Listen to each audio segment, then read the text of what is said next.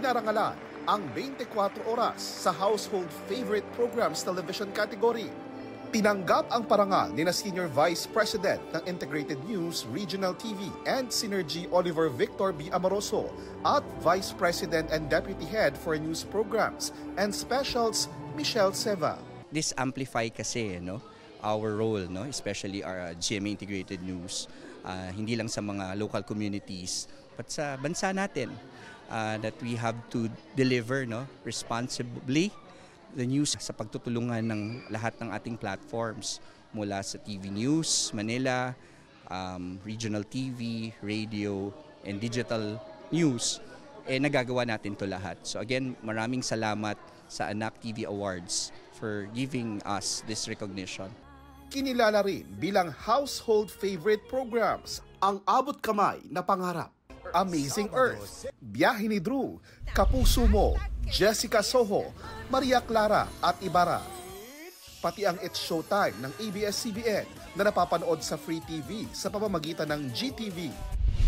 Pinarangalan naman sa Anak TV Seal Awards Television Category 2023 ang 24 Oras, 24 Oras Weekend, Balitang Hali, GMA Regional TV News, GMA Regional TV Balitang Bicolandia, GMA Regional TV Early Edition, GMA Regional TV 1 Mindanao, Halabira, the GMA Live Special Coverage, Balitang Southern Tagalog, Kadayawan 2022, the GMA Special Live Coverage, Mornings with GMA Regional TV 1 North Central Luzon, Pete Senior, the GMA Regional TV Special Live Coverage, GMA Regional TV 1 Western Visayas, Limitless, at Game On.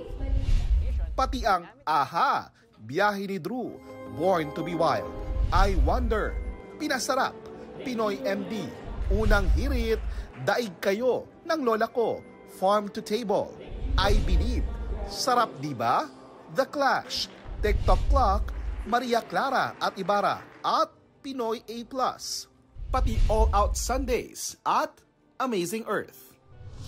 Pinarangalan naman sa Makabata Stars Male Television category sina Asia's multimedia star Alden Richards, Allen Ansay, Drew Arellano, Michael V, Black Rider star at Unang Hirit co-host Mateo Guticelli, at Pulang Araw star David Licaco.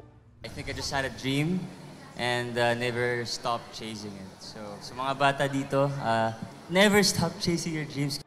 Napili naman sa Makabata Stars Female Television category sina Abot Kamay na Pangarap star Jillian Ward, Sofia Pablo, Pulang Araw star Barbie Fortesa, Asia's Limitless star Julian San Jose, at Bea Alonso. I hope na maka-inspire pa po ako sa maraming tao, lalo po sa youth. And it feels so good po that through this award, I will be able to continue to inspire and be an inspiration to many people through my craft, especially po sa mga kabataan po ngayon. Sa Net Makabata Star Male Online category napili sina Ken Chan, Alden Richards, at Richard Yap. Hall of Fame awardee naman for 2023 si State of the Nation anchor Atom Araulio. Nagbigay rin ang Anak TV ng special tribute ang 24 oras anchor at veteranong mamamahayag na si Mike Enriquez. May ibinigay ang Anak TV na espesyal na pagkilala kay Enriquez bilang kauna-unahang Anak TV Hall of Famer. 7 years successive, siya po ay binoto ng taong bayan. Inikot po namin Pilipinas asking them, who do you think deserve to be your role model? At very proud siya na meron siyang Anak TV Seal na award because sabi niya, every time ako ay nasa radio o sa TV, naalaala ko, I owe it to the children. I owe it to the next generation. Para sa GMA Integrated News, JP Soriano, nakatutok 24 oras.